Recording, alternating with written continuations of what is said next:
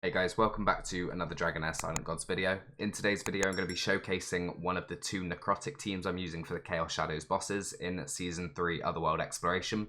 Before I get into that though, I just want to say a huge thank you to Dragonheir Silent Gods for sponsoring this video. If you are interested in giving the game a go, please do click the link in the description and get involved in the game.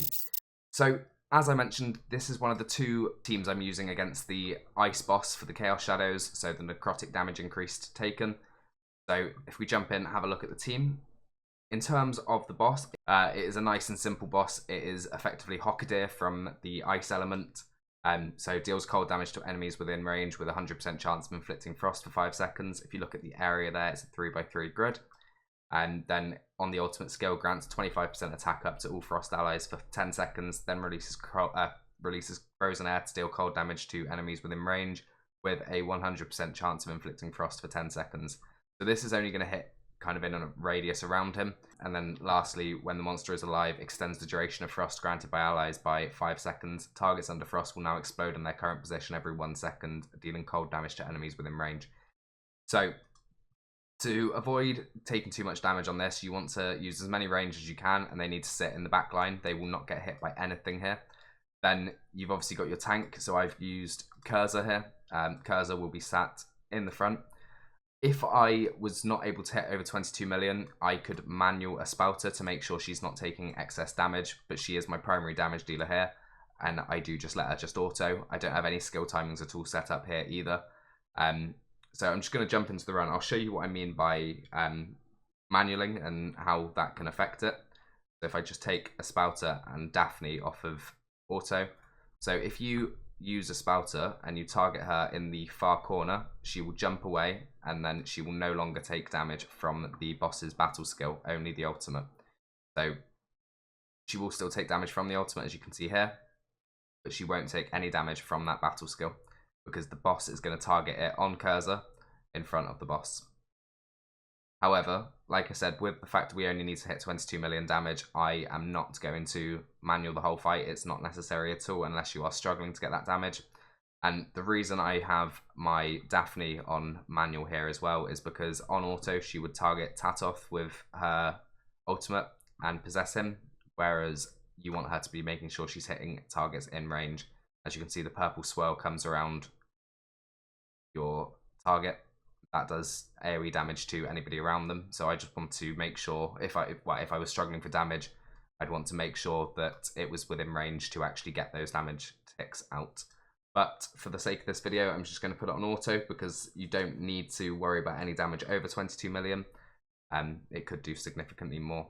But so as you can see on auto, she will jump to Tatoth and a Spouter will jump next to your tank, so therefore taking damage from the battle skill as well as the ultimate skill, and also ticking frost damage explosions onto each of them. But as you can see, there is over 22 million damage now, so it's not really necessary to continue any further. These two unfortunately will die. I do need to run through their gear still. I haven't actually done that. So what I'll do is I'll jump out to the end of this run and then we'll run through the gear of the champions, well, the heroes, which actually is probably not worth muting because they're going to die very soon. So obviously once the melee die, the boss does come into the ranged and they'll start to take damage and they will not survive for very long. So I'm going to save this run and then I'm just going to jump into the team viewer and run you through the gear that I'm wearing on these heroes. So first of all, we'll look at Cursor. So Cursor I'm using as my tank, however I do have her just built as a damage dealer. So as you can see, a 66% crit, some crit damage and some attack, and mostly focusing on accuracy to make sure she places witches remains. This is actually an overshot. I don't need anywhere near this amount of accuracy because of the buffs we get. Next up we've got Megan. So Megan is wearing the Mona Lisa set just to increase her healing output. So every time she casts a skill, she will heal the ally with the lowest current HP by 15% of their health. In terms of stats on her, I've got her with 55 skill haste just to make her heal more frequently, and she's wearing the Solar King's Horn to increase the damage of the allies that she heals. Next up we'll go for Tatoth next. So he is built as a regular damage dealer, mostly just crit rate and attack, some crit damage. Unfortunately my gear isn't actually the best at this point in the season. I've been farming all these teams rather than farming gear, and my luck hasn't been amazing. I'm using the Ravatrix's roots artifact from Famiander Season 2. On anything that's epic or rare, you get a huge amount of extra stats from this. So instead of the 15% HP and attack, I'm getting 30%. So Tatoth has a large amount of attack from that. Next up, we've got Daphne. So Daphne is built with just attack, and the reason for that is on her possession skill, she grants 35% of her attack to whoever she possesses. That's why we want to make sure that's going onto a Spouter as our main damage dealer. So as you can see, she's built with nearly 7.2 thousand attack and just as much attack as I can get on her gear. So we've got attack percent gloves here, attack percent chest with triple flat attack roll, and attack percent on the helmet, and then attack percent on the weapon. Both of the runes are attack. So that is my Daphne build. Next up, we've got a Spouter. So a Spouter is built with 90% crit rate, 238% crit damage, and then attack. Wearing the Shadow Spawn artifact. So every when gaining Shadow Energy, she grants she gains additional attack for 10 seconds, equal to 1,500% the amount of Shadow Energy gained. Obviously, the way Shadow work is they don't have ultimate energy, but they do gain Shadow Energy from their skills. So if we have a look here, on her battle skill, she gains Shadow Energy. On her ultimate skill, she grants 20 Shadow Energy to all enemies as well, to all allies.